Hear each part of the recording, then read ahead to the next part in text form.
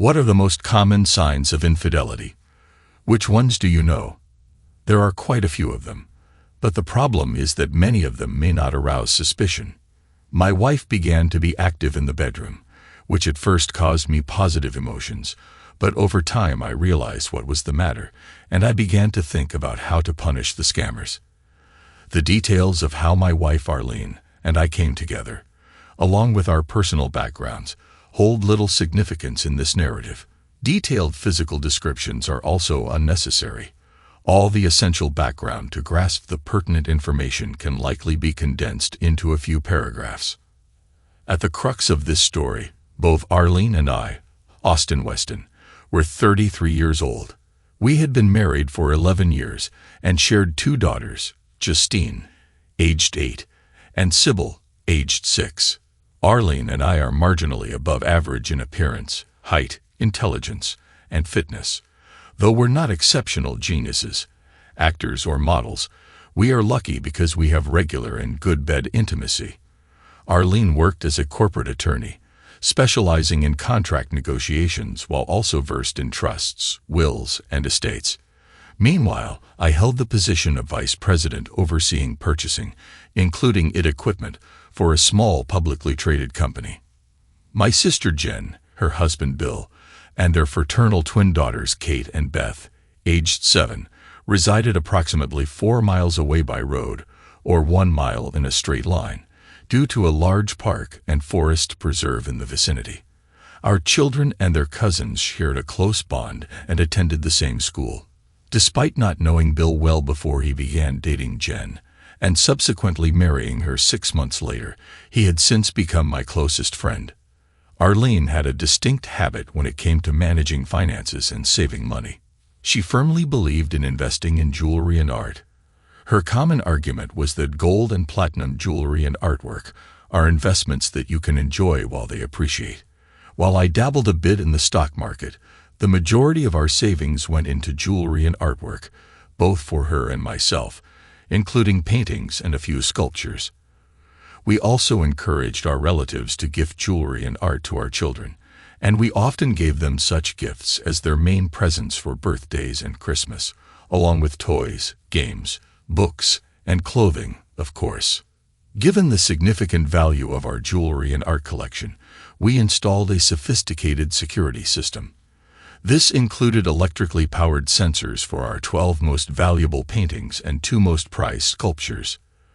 Additionally, we had a safe embedded in the bedroom floor, each of us with our own locked desk.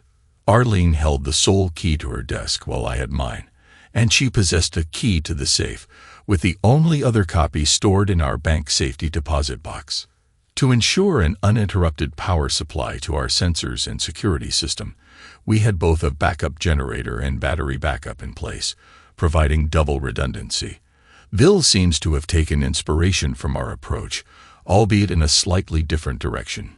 He installed high-resolution cameras at the 3 entrances of his house, along with a security system, although less sophisticated than ours. Arlene had an unusual habit, possibly stemming from her expertise in wills, trusts, and estates, of promptly including expensive jewelry and artwork in our wills after acquiring them. Any male jewelry would be added to my will, with the beneficiaries alternating between our daughters Justine and Sybil in case Arlene passed away before me, and vice versa for female jewelry. As for artwork, we took turns bequeathing them in our wills, alternating between Arlene and myself, and again alternating between Justine and Sybil as beneficiaries.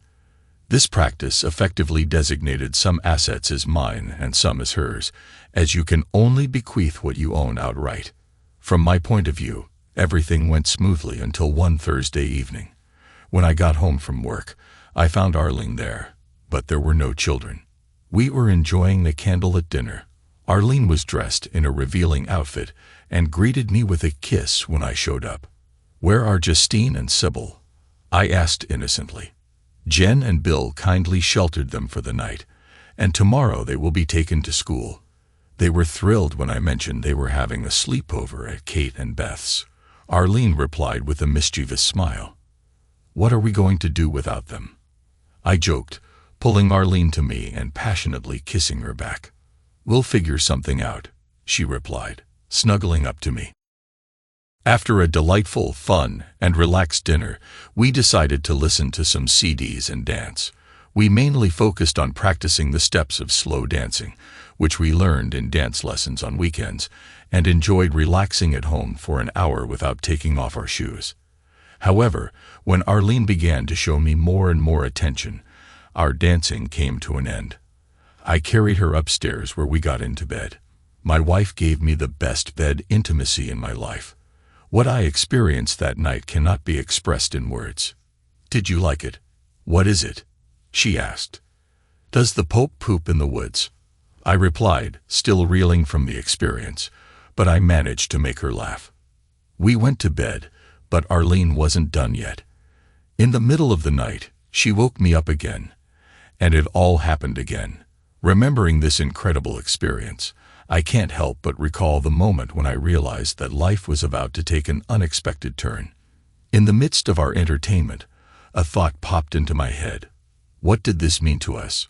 Will it be the same in the future, or is this just a one-time promotion? With these questions lingering in my mind, I drifted back to sleep, thinking about the possibilities that lay ahead. The next morning, Friday, Arlene was affectionate, and it made me think that the incredible night we shared was just evidence of an improvement in our bed life, promising even more exceptional experiences in the future. My cheerful demeanor and the wide grin plastered on my face, as remarked upon by several colleagues at work on Friday, took a downturn in the early afternoon when the phone rang. "Austin, it's Arlene," my secretary announced over the intercom. "Hello, goddess of the bedroom," I greeted. "Hi there, Eros," Arlene chuckled. "Hey, I'm not Greek," I retorted. "No, but you certainly embody the essence of lust and passion," she teased. We exchanged more pleasantries, which eventually sagged into casual conversation, and then Arlene got to the point of her call. "Darling," her melodious voice conveyed over the phone, signaling the impending arrival of unwelcome news. "Some colleagues from the office are planning to grab dinner and drinks tonight for a team-building activity suggested by the morale consultant our company recently hired. Would you mind picking up the kids from daycare and preparing dinner? Are you not planning to come home at all?" I blurted out, my disappointment evident. "I will, but I'll need to change first. Unfortunately, I won't have time to pick up the kids and cook dinner. We're meeting at the restaurant at 6:30. Please, darling, I don't want to be the only one from our group to miss out," she cooed. Slightly annoyed, I inquired, "Why such short notice?" "I believe it's part of the exercise, sacrificing for the team. You know I'd rather be with you and the kids, but I feel obliged to participate," she explained, her tone becoming even more persuasive. What could I say to that? After the most incredible intimacy we'd shared, she knew I couldn't simply reject her with a hell no. I resigned myself to the inevitable. "Of course, dear. We'll give you a goodbye kiss, won't we?" I responded tenderly. "As long as you don't try to lure me to bed, Eros," she chuckled, and we bid farewell. I sat bewildered at my desk. She had never socialized with her male colleagues from work before. To my knowledge, she didn't particularly like most of them, and I couldn't recall her ever inviting any of them over or mentioning a team-building consultant. It all seemed very suspicious. My cheerful demeanor and smirk vanished. I fetched the kids, prepared their favorite meal of macaroni and cheese, though I made them eat a salad too, and we bid farewell to Arlene.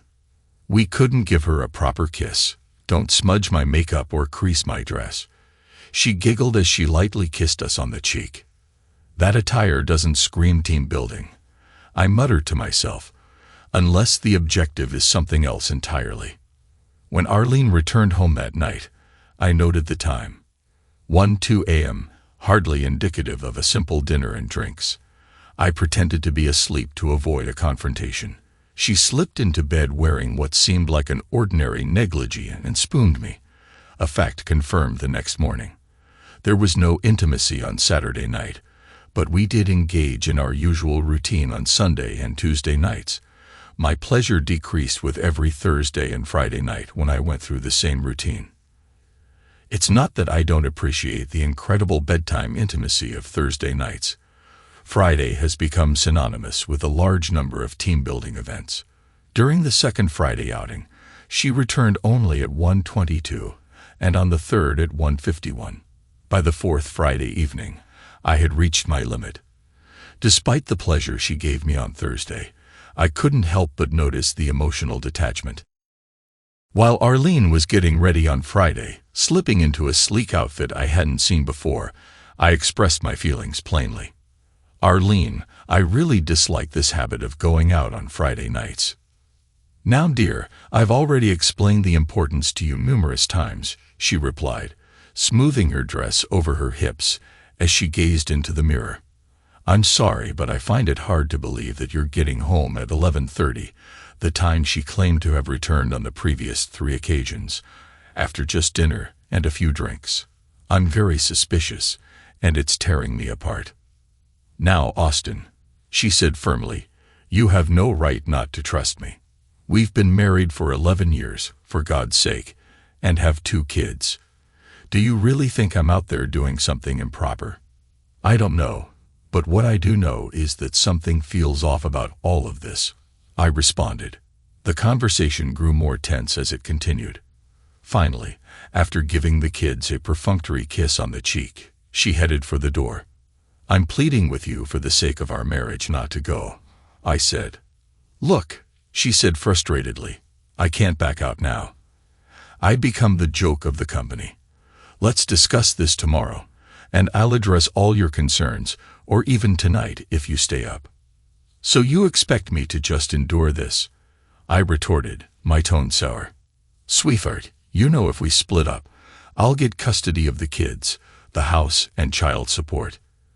You don't want to ruin your life over baseless suspicions, do you?" she asked, her expression defiant. "You're the one tearing apart our marriage," I snapped. With a frustrated expression, she insisted, "We'll have that conversation tonight, even if I have to wake you up." "We can't talk tonight because I won't be here when you stumble in during the early hours," I shot back. "The kids and I are staying over at Jen and Bill's. Enjoy your life," I added, closing the door firmly, but not slamming it. Looking through the one-way mirror of our front door, I saw Arlene, her expression puzzled, reach for the doorknob, but then she shrugged and walked back to her car parked in the driveway. Once Arlene's car disappeared from view, I called out to the girls, "Let's head over to Aunt Jen's for the night while Mom's at her meeting." They were ready in record time, about 2 minutes, and we hopped into my car parked on the street. I had already coordinated our sleepover with Jen and Bill. They sensed something was up, Jen, thanks to her intuition, and Bill, because I gave him a brief overview. Being sharp, he pieced together the rest.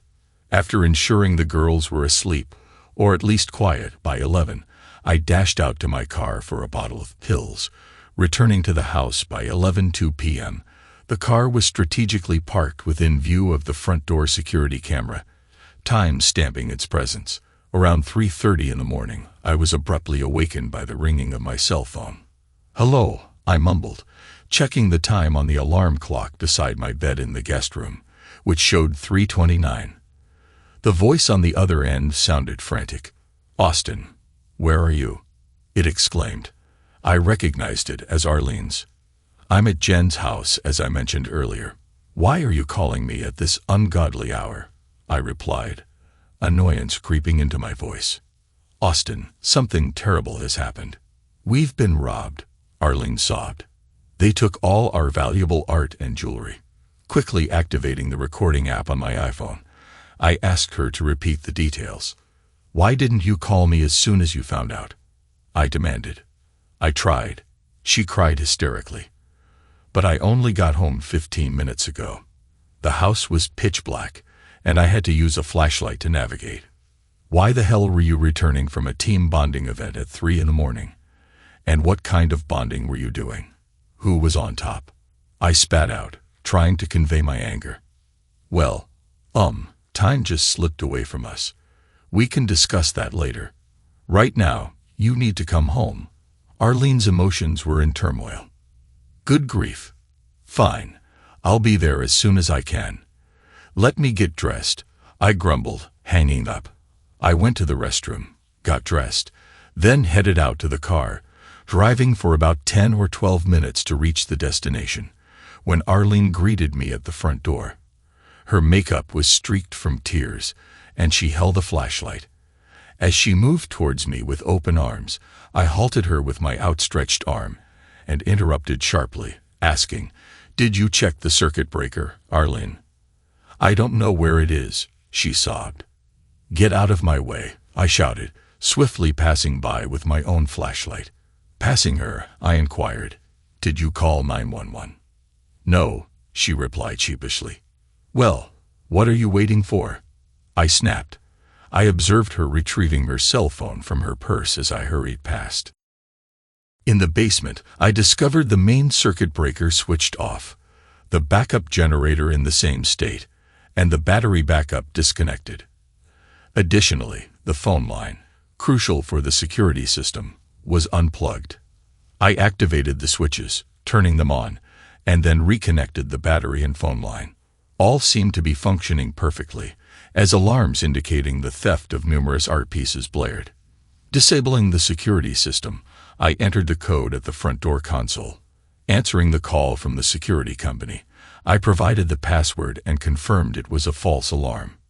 Proceeding to inspect both the first and second floors, Arlene remained inconsolable, tears streaming down her face on the living room couch. "Greet the officers at the door when they arrive and snap out of it," I shouted at her, frustration evident in my tone. As expected, not only was all our jewelry and artwork missing, except for a hefty granite sculpture, but our children's prized possessions were gone as well. Even the secure safe in the master bedroom floor had been emptied. When the police arrived, I immediately provided them with my account of the situation, while a female officer attempted to calm down Arlene. I informed one of the male officers about the phone call from my wife, relaying the details she had shared and identifying the missing items. I handed over a list of our valuables from my study. Meanwhile, 2 other male officers conducted a sweep of the house, considering the possibility that someone might still be present, a thought that hadn't occurred to me. Eventually, Arlene became composed enough to give her statement to the female officer. While she did so, I discreetly pulled aside the officer I had been speaking to and whispered, "I strongly believe you should investigate my wife regarding this theft. She's the only one with access to the safe, aside from one key in our safety deposit box, which I'm confident you'll find untouched. Moreover, we've been experiencing marital issues, and I wouldn't be surprised if you discovered incriminating evidence on her computer or in her locked desk." The policeman gave me a strange look before jotting it down. "What kind of issues?" he inquired. "I suspect she's been seeing someone else on the past 4 Friday nights. I'm receiving a private investigator's report tomorrow. Even after warning her last night that our marriage was in jeopardy if she went out tonight, that would have been yesterday. Friday, she went anyway. It seems like she's planning to leave me and avoid dividing our assets," I explained sincerely. "She'd really do that with 2 kids?" he questioned. "She probably thinks she can take the kids with her," I responded. "She practically admitted it last night. I have it recorded on my iPhone," I lamented. "So you're expecting the PI's report tomorrow, Sunday?" he clarified. "No, my mistake. I keep thinking it's Friday because I'm not usually woken up at 3:30 a.m. I'll receive the report around noon today. Saturday," I corrected. "Could you bring me a copy at the station once you have it?" he requested. "Of course, I'll likely be there around 1, maybe 1:30, I assured. "Great. Ask for Officer Smithson. I'll brief a robbery detective on the situation," he concluded. After the police left, I returned to Jen's house without acknowledging Arlene, ignoring her calls of, "Where are you going?" as I exited. Following a pleasant breakfast at Jen's, during which I briefed her and Bill, I brought the kids home around 10 a.m. I informed them that some of our belongings were temporarily missing, assuring them we'd retrieve them soon. Their discovery of their favorite items being absent left them saddened and in tears. Arlene still appearing worn out, and I tried our best to console the kids. "I have some errands to run. I informed them. "But I'll be back by 2-ish or 2:30 at the latest. Would you like to go to the park then?" I asked, flashing the widest smile I could manage. This transformed their tears into smiles. I received hugs from them, and just as I was about to leave, Arlene approached me and inquired, "Where are you going?" I gave a cold glance and remarked, "Most likely to gather evidence of your unfaithfulness," before swiftly departing without a backward glance. The photographs of Arlene and her lover, Jack Traylor, from her second and third Friday nights out, were precisely what I had anticipated, though the specific location surprised me slightly. The private investigator had warned that capturing usable evidence of their affair indoors might prove challenging. However, they were foolish enough to engage in intimate activities on Traylor's deck and in his swimming pool, clearly visible from numerous vantage points, where privacy couldn't be expected. Additionally, the investigators' report indicated that they arrived at Traylor's residence after dinner on Friday night and departed in Arlene's car shortly before 11 p.m. The investigator didn't tail them, but they returned around 2:15 a.m., after which Arlene departed alone at 3:00 a.m. I visited Kinko's, made 3 copies of all documents except for a DVD, and then proceeded to meet with Officer Smithson.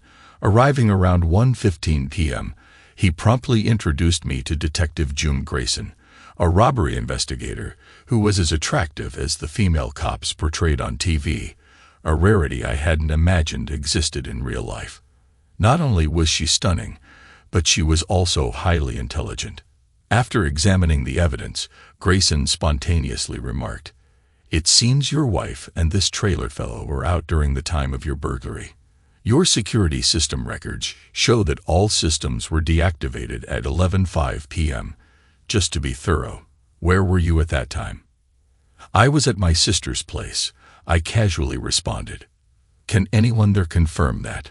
she inquired. "I doubt it," I replied. "I believe they were all asleep, but feel free to ask them."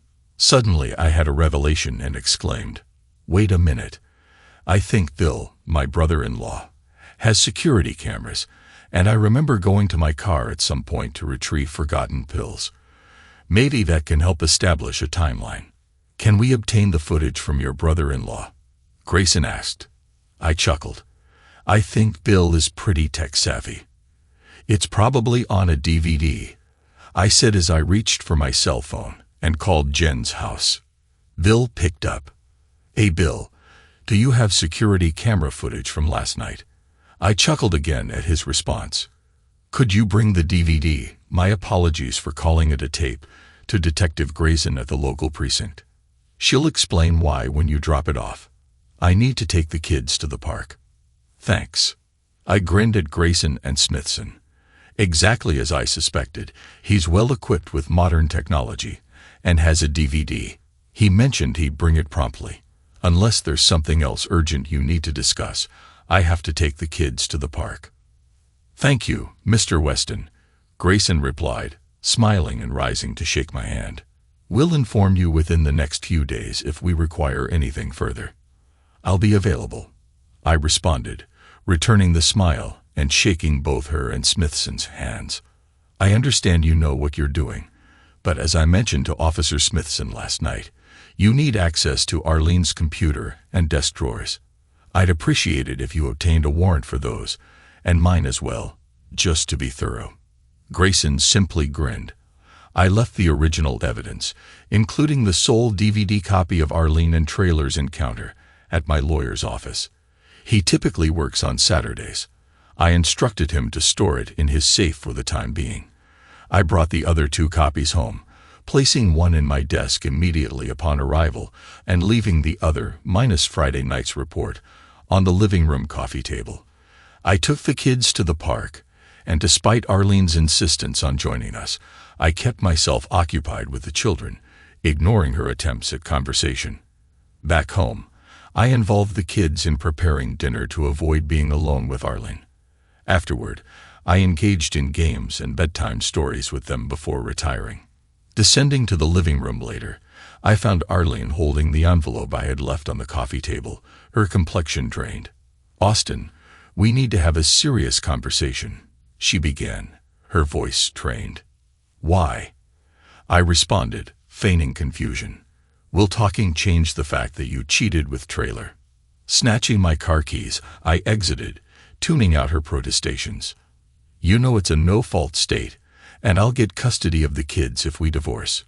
We can work through this." My sole reaction was to gesture rudely at her. Upon returning 4 hours later, I immediately retreated to the guest room, barricaded the door with a chair, and fell asleep. Sunday turned out to be one of the most uncomfortable days of my life. It's incredibly challenging to ignore someone sharing the same space with you for hours on end, but apart from interacting with the kids, I made a point of not responding to anything she said. Sunday night, after putting the kids to bed, I was watching TV when she approached me with an insurance claim form. "I need you to sign this so I can fax it to the insurance company for reimbursement of our stolen property." I glanced at it, grabbed a pen and paper, jotted down the fax number and department of the insurance company, and uttered the only words I spoke to her all day in the absence of the kids. "I'm not signing it, and if you forge my signature, I'll have you arrested for fraud." As Arlene yelled at me, I continued watching TV. When her noise became too much, I put on headphones, plugged them into the TV, and tuned her out. Eventually, she stormed off in tears. I observed her heading to the fax machine to send out the claim form. After she retired to bed, I penned a letter and faxed it to the same address she had sent the form to. My letter stated, "Although I currently lack concrete evidence, I have a suspicion that my wife may be implicated in the burglary and subsequent loss that she reported to you earlier tonight via a claim form. I am refraining from making any claims until the police investigation concludes, and I caution against accepting any documents bearing my signature before then, as they would likely be forgeries. Feel free to reach out to me on my cell phone, X6X6X6. This reassured them, especially when I mentioned they could enjoy a soft drink, a rare treat for them. When Grayson discovered that Arlene's desk drawers were locked, he inquired, "Who has the key to these?" Arlene, visibly nervous, responded, "I'm the only one with the key." "I'll need you to unlock it," Grayson instructed. "Why?" Arlene questioned. "Because the warrant permits us to search, and I'd rather not damage your furniture," Grayson clarified. Arlene retrieved her keys from her purse and proceeded to unlock the drawers, repeating the process for my desk. While Arlene was in a panic when they confiscated her computer, I remained composed when they took mine. Her distress escalated upon discovering an envelope from a storage rental facility in her desk. "What's this?" she shrieked. "I've never seen it before." "I thought you were the only one with the key," Grayson said dryly. "I am. Someone must have picked the lock. Easy to verify. We'll take the drawer containing the lock cylinder and have our technicians assess it," Grayson replied casually. This response was not what Arlene had hoped for, but it was inevitable. After the police departed, Arlene was frantic. "Why are they doing this? What does the warrant say?" she fretted. I handed her the warrant and remarked, "Perhaps they suspect the theft was an inside job." She looked stunned as I left for the deck with the children. Tuesday turned out to be a dreadful day for Arlene. Her sole silver lining came from driving the children to school. Around 11 a.m., while at work, she was served with divorce papers alleging adultery. By 2 p.m., Detective Grayson and 2 other officers showed up at her workplace to apprehend her for theft, leading her away in handcuffs. Earlier that Tuesday morning, Detective Grayson had phoned me to meet him at a storage facility not far from our home to identify our stolen belongings. It didn't take me long to recognize our property, just about 30 seconds. Upon inspection, I found that everything was there except for my Rolex watch and a set of gold cufflinks. After Arlene's arrest, Detective Grayson contacted me to provide details of the situation, ensuring I wasn't left in the dark and allowing me to arrange for the children's care. Later that afternoon, Arlene appeared before a magistrate and was granted bail set at $50,000. She reached out to me following her hearing. Austin, I'm calling you from jail. Please don't hang up. Arlene pleaded. I didn't realize adultery was a criminal offense. What landed you in jail, Arlene?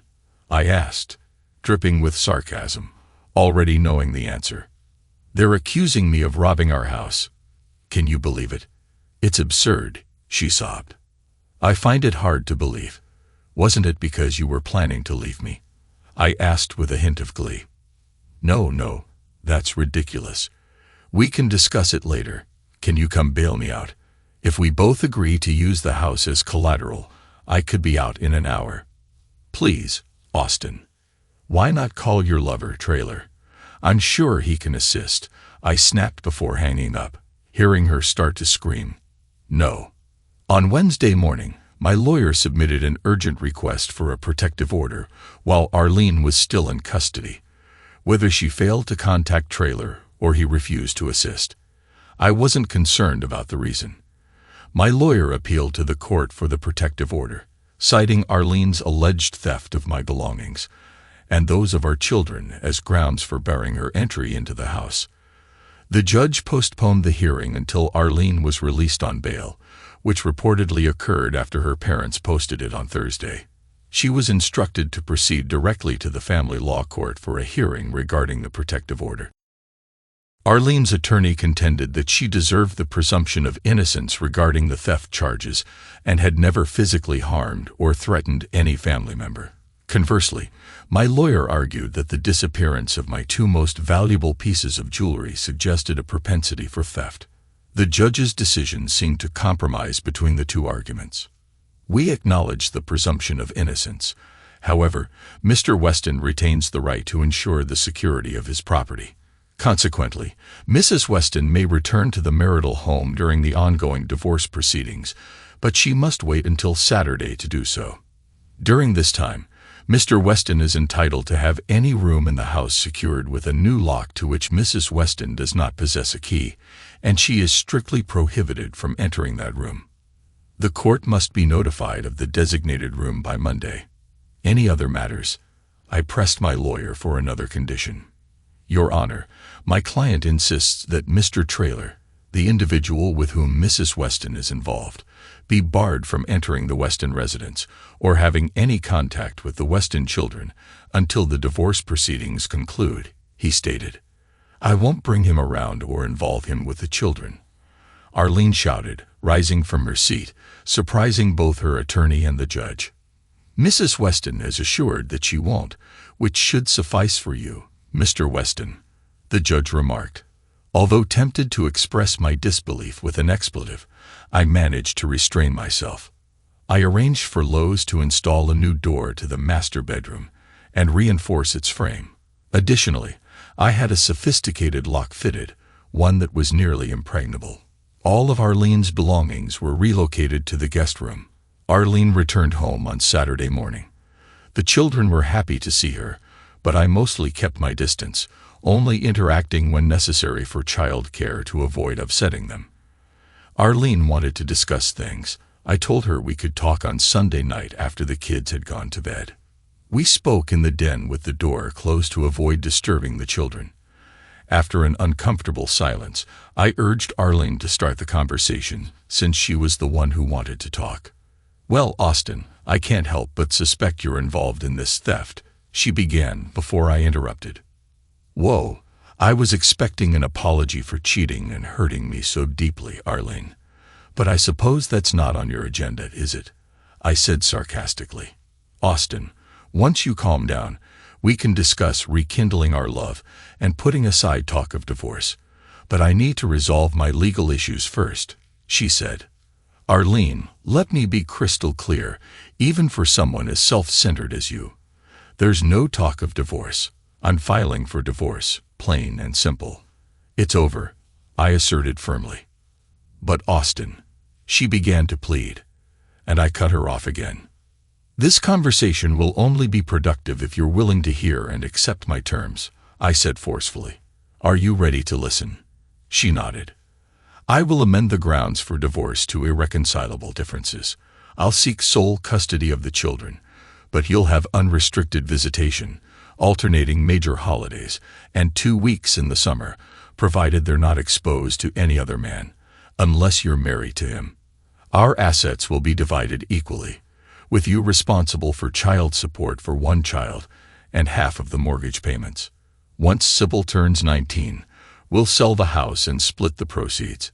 There will be no alimony for either of us, I stated firmly, fixing her with a penetrating stare. But she began, only to be interrupted once more. I'm not done. If you agree, I'll appeal to the DA to reduce your charges to a misdemeanor with no jail time, given a no-contest plea. That way, you can retain your law license and job. Deal? I concluded. But I didn't do anything, she protested, tears streaming down her face as she wrung her hands. I know you orchestrated this whole situation to retaliate against me. I don't want a divorce, but if it comes to that, I'll never agree to you having sole custody, she cried out amidst her tears. So you refuse to accept any responsibility for the breakdown of our marriage or the theft? Huh? I demanded, my voice rising as I stood up. And you're not even the least bit sorry, as if I should be content being deceived. God, how did I ever marry you in the first place? I lamented. She buried her face in her hands as I urged. Consider this offer, Arlene. If you don't, it could spell ruin for you. As I left the room, she cried out. But if only you'd listen, I could explain everything. You have to hear me out. Or at least, that's what I think, she said. By the time she finished speaking, I had already closed the door to the den and couldn't be certain. 2 days later, upon returning home, I found the children absent, replaced by Arlene and Jack Traylor, seated in the family room.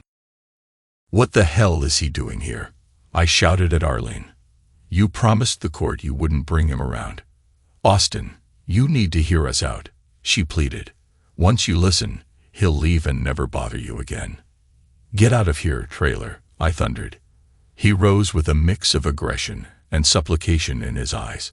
He may have had 3 inches and 30 pounds on me, but I firmly believed in the adage that it's the size of the fight in the dog, not the dog in the fight. I'd never back down from a confrontation in my life, even if it meant taking a beating, and this wouldn't be the first time. Traylor approached me slowly, attempting to convey something, but amidst my repeated shouts of, "Get the hell out," at the top of my lungs, I couldn't discern his words. After persistently yelling my demand about 24 times, it became evident he wasn't going to comply. I marched towards the phone to dial 911. Annoyed, he yanked the phone cord from the wall, insisting, "Just listen for God's sake." Undeterred, I reached for my cell phone to make the call. He snatched it away and threw it to the ground, arguing, "It'll only take 2 minutes, and it'll restore your life."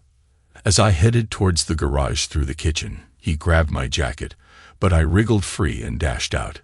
Unnoticed by him, I grabbed a meat tenderizer from the kitchen counter. Exiting the kitchen into the breezeway leading to the garage, I abruptly turned back. When he followed into the breezeway, I struck him in the forehead with the mallet, causing him to stagger back into the kitchen sink, hands clutching his bleeding head. As he screamed and tried to stem the bleeding, I delivered a forceful kick to his groin. Arlene, now in the kitchen crying, provided her phone from her purse on the table. Dialing 911, I explained, "There's an intruder in my home who attacked me, and I struck him with a mallet. He needs medical assistance, and I need the police to apprehend him." I entered through the front door and calmly settled at the kitchen table while Arlene tended to Traylor. The rapid response of the paramedics amazed me. They arrived in under 5 minutes. The police followed closely just a minute behind them. Traylor was taken away in an ambulance under restraint. The police accepted my account of events. I requested they take my damaged cell phone to check for fingerprints to corroborate my story, along with the phone records if necessary. Additionally, my suit jacket was torn during the incident, so I asked them to take it as evidence. Through her tears, all Arlene could convey to the police was a repeated statement, "We just wanted to talk to him." The following day, my lawyer appeared in court once more. The judge was furious and instructed Arlene to vacate the residence within 48 hours and cover the cost of changing the locks. Any visitation with her children would be postponed until after the divorce proceedings. The judge postponed the divorce until the resolution of the criminal case against Arlene. I persuaded Detective Grayson to obtain search warrants for Traylor's car and house, as well as Arlene's car. In Traylor's vehicle, they discovered my gold cufflinks, while inside Arlene's trunk, they found a gift labeled Jack with a heart, containing my Rolex watch. Traylor was also arrested for theft due to the cufflinks, and because his fingerprints were the only ones found on the basement window through which the thief entered my house, as confirmed by fingerprint results. Contrary to my advice, Arlene chose to contest the criminal charges. It seemed she believed, correctly as it turned out, that winning the criminal trial was her only chance to gain custody of the children. The prosecution presented a strong case. A woman resembling Arlene, with a flashy emerald ring and blonde hair, rented the storage unit where the stolen items were discovered shortly after Arlene's initial team-building exercise. Only Arlene's fingerprints were found on the lock of the storage unit, adding to the evidence discussed earlier, which formed a compelling prima facie case for the prosecution. During their defense, Arlene and Traylor testified. Arlene admitted that she had 4 close contacts with Traylor, but claimed that she did not leave his house until 3 o'clock last Friday morning, questioning the credibility of the testimony of a private investigator. She claimed that I must have been the one who stole the items and framed her, although she couldn't explain how I could have done so since she admitted that she didn't believe I had access to the safe or her desk drawer, and her keys were always in her possession. Arlene attributed the rental of the storage unit to mistaken identity and suggested that her fingerprints were planted on the lock. Both Traylor and Arlene appeared confrontational and indifferent to the impact of her infidelity on her family. During my interrogation by the defense counsel, which lasted for 3 hours, the prosecutor and Detective Grayson commended my performance. They remarked that I came across as assertive yet cooperative and highly credible. Following my cross-examination, the prosecution called upon Detective Grayson to clarify that it was impossible for me to have committed the theft. She pointed out that the surveillance footage at Jen and Bill's house showed me entering at 11:02 p.m. and not leaving, with my car remaining parked, while the break-in, indicated by the alarm deactivation, occurred at 11:05. According to Detective Grayson, in numerous tests, the quickest response time from Jen and Bill's house to mine by patrolmen at that hour of the night was 9 minutes and 32 seconds. Additionally, Detective Grayson testified that I did not possess a key to the safe. The only 2 keys belonged to Arlene, who kept one in her purse, and the other was in the safe deposit box. She stated that I hadn't visited the safe deposit box for over 3 months prior to the initial team-building session. An expert confirmed the accuracy of Bill's DVD recording time, as well as the reliability of my alarm system. After the case went to the jury, Arlene and Traylor sensed that the outcome wouldn't be favorable and attempted to negotiate a deal with the prosecutor for lesser charges, a suggestion I had previously made to Arlene. Arlene even agreed to grant me sole custody of the children.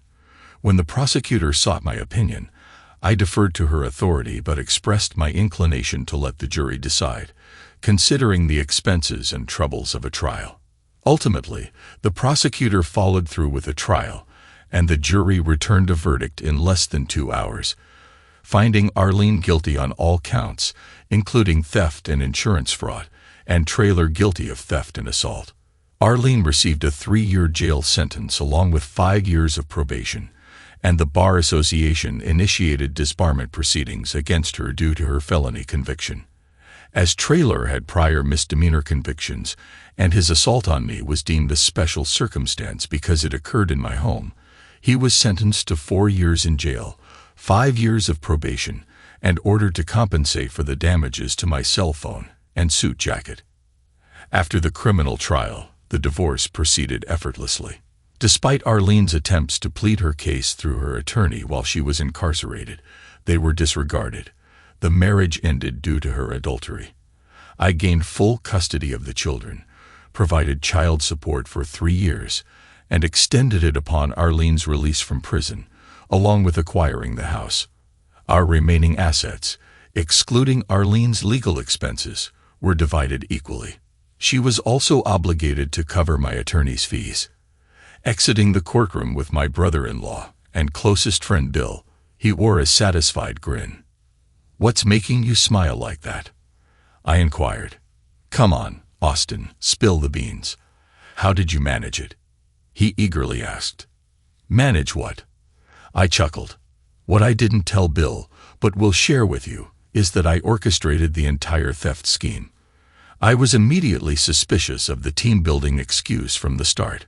To confirm my suspicions, I had a colleague call HR at Arlene's workplace. If HR hadn't heard of it, I knew it was fabricated. On the first Friday night of the supposed team building, I had already arranged for a local high school senior to babysit. She arrived promptly after Arlene left, and I paid her $50 for her services, along with an extra $100 to ensure her silence about that night. I ensured Arlene's cell phone emitted a signal that my smartphone's app could pick up, confirming it before she departed that Friday evening.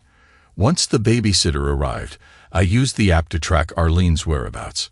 I located her with a man I didn't recognize at a restaurant I'd never heard of. Disguised, I approached a busboy, offering him $100 to bring me a glass that Arlene's date had handled and drank from. I waited until Arlene and her companion left the restaurant. Watching them kiss as she got into his car, I, still in disguise, followed them and surreptitiously took a picture of the license plate on my cell phone. By Monday afternoon, I had identified Arlene's companion as Jack Traylor and found out his place of residence. Having hired a private investigator, I organized surveillance of Arlene during the second and third Fridays, which led to photographic evidence of close encounters. I instructed the investigator not to provide a report until after her fourth Friday team-building session, which allowed me to plausibly deny my guilt until then. By Sunday evening, I had developed a comprehensive plan, including strategies for obtaining custody of children in the event of a divorce. On the first Monday before heading to work, I took Arlene's unique emerald ring from her jewelry box. She never wore it to work, but always put it on when going out. I hired an actress who matched Arlene's size, had a wig with the same color and style of hair, and wore her emerald ring on her finger. I rented a storage facility cube in Arlene's name, paying 3 months' rent in cash in advance. By Tuesday, I had obtained some key impressioning clay. While Arlene slept that night, I quietly took her keys from her purse and made impressions of her house safe and house desk keys. The following day, I arrived home from work early and used an alloy slug, a quick melting metal, to create copies of those keys. Wearing gloves, I set up a new padlock that night and asked Arlene if she recognized it or had the key for it. She examined both and replied, "No, I don't think so." "Why?" "If you don't need it for anything else, I'd like to use it to lock my tool locks." "Okay," I responded. "Sure," she said and walked away. I placed the lock in a plastic bag, hoping her fingerprints would remain on it along with the key. 2 days prior to the theft, I marked obstacles along the wooded path connecting my residence to Jen's house using reflectors. On the eve of the theft, I accessed Jen's desk drawer and placed an envelope containing the access code for the facility's front door, along with the key imprinted with her fingerprints, a duplicate made for me at a hardware store inside. Utilizing the same actress who previously rented the facility for me, I arranged for the rental of a van equipped with a motorcycle rack. Additionally, her boyfriend facilitated the rental of a dirt bike for me. I concealed the dirt bike amidst a cluster of trees behind Jen and Bill's residence. Furthermore, I obtained the password for Arlene's laptop from a list of passwords found in her securely locked drawer. After setting up a new email account, I drafted an email addressed to Jack Traylor, supposedly from Arlene. In the email, I insinuated excitement about meeting up with him and suggested that our scheme would enable us to live comfortably off the proceeds from my stolen property while she pursued a divorce. I hired the actress and her boyfriend to be available on the fourth Friday night of the team-building sessions. Their task was to walk from the side of Trailer's house, using the spare key for Arlene's car to drive it away. Prior to this, I ensured the boyfriend was prepared to unlock Trailer's car using a car lockout tool and drop my gold cufflinks between the passenger side door and seat. Additionally, I placed a wrapped box labeled Jack, containing my Rolex watch inside Arlene's car trunk. Earlier in the day, I parked the rented van in my garage and deactivated the automatic garage door opener. 2 days prior, I transferred Trailer's fingerprints from a glass at the restaurant onto the basement window to facilitate access. This process turned out to be simpler than anticipated, using instructions found on the internet, accessed from a library computer, not my own, along with cocoa powder, a shallow bowl, a small paintbrush, and some patience. Apparently, my work was convincing enough to deceive the police. Before my conversation with Arlene, where I pleaded with her not to go out on the 4th Friday, I hadn't fully committed to carrying out my plan. I genuinely believed that if she had stayed home that night and ended her relationship with Trailer, we might have had a fighting chance. Though I admit, I would have found a way to get back at him. But when she not only went out, but also threatened that I wouldn't get custody of the kids if I tried to divorce her, my feelings for her vanished, and I decided to put my plan into action. The only unwitting help Bill provided was answering my questions a few weeks prior to the robbery about a specific basement window not covered by cameras which had false metal bars on it. I had received word from the actress beforehand that she and her boyfriend had departed Trailer's residence prior to 11 p.m.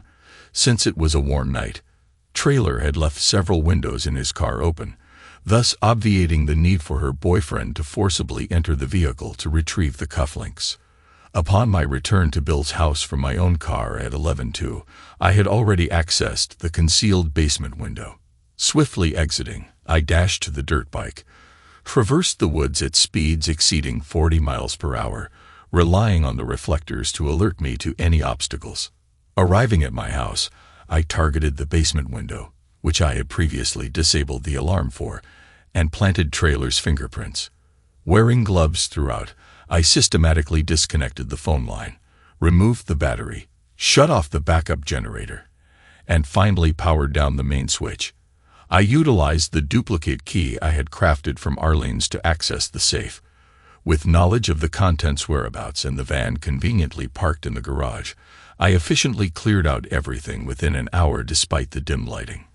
Subsequently, I transported the items to the storage facility, loaded them into the rented cube, and secured it with the lock bearing Arlene's fingerprints. This process took just over an hour. After returning the van to the rental agency and leaving it in the lot, I deposited the keys in the drop box and hailed a cab, instructing the driver to drop me off a block away from my residence. From there, I rode the dirt bike back to Bill's house, collecting reflectors along the way. I concealed the dirt bike amidst a cluster of trees and re-entered Bill's house through the same window I had previously exited, reattaching the fog's metal bars. The unexpected bonus of Trailer's visit to my house and his subsequent actions added to my satisfaction. As for Arlene's motivations for her affair with Trailer or any other detail surrounding it, they remained elusive. Perhaps if I had entertained their attempts to communicate with me during their moments of anxiety, I might have gleaned more information. However, after Arlene rejected me despite being offered a final opportunity, I ceased to care. I exacted my revenge, and now they must live with the consequences. Thanks to everyone who took the time to listen to today's stories. If you enjoyed it, please consider liking and subscribing if you haven't already. Feel free to share your thoughts on the events in the comments below. Take care.